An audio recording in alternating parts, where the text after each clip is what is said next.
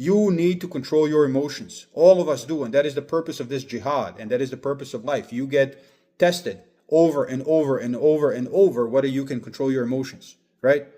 What is loss of control of fear? Loss of control of fear is cowardice. And what is the ability to control fear, right?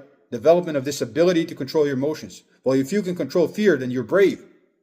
What is the loss of control of sadness and joy? We're all going to feel sadness and joy. Every human being feels that. But those who control it feel sadness and joy.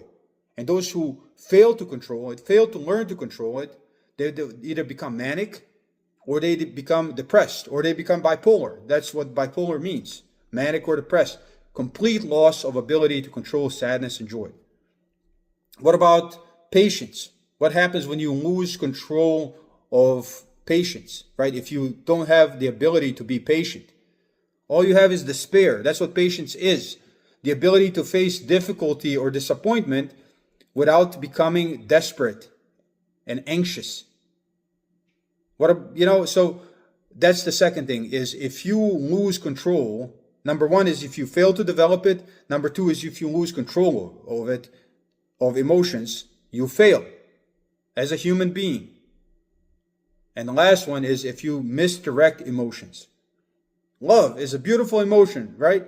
All positive. Wrong. If you misdirect love and you love drugs, what you have is addiction.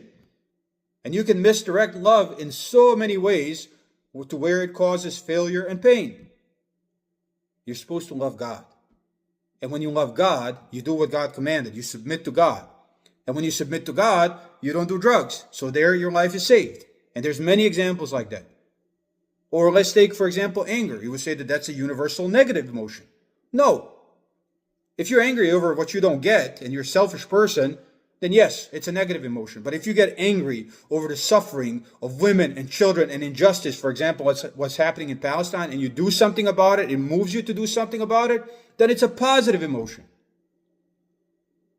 So that is the purpose of revelation, which is also the purpose of life.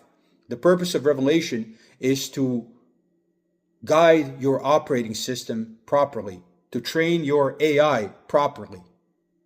And the purpose of life is to put that into practice, to keep trying over and over and over and over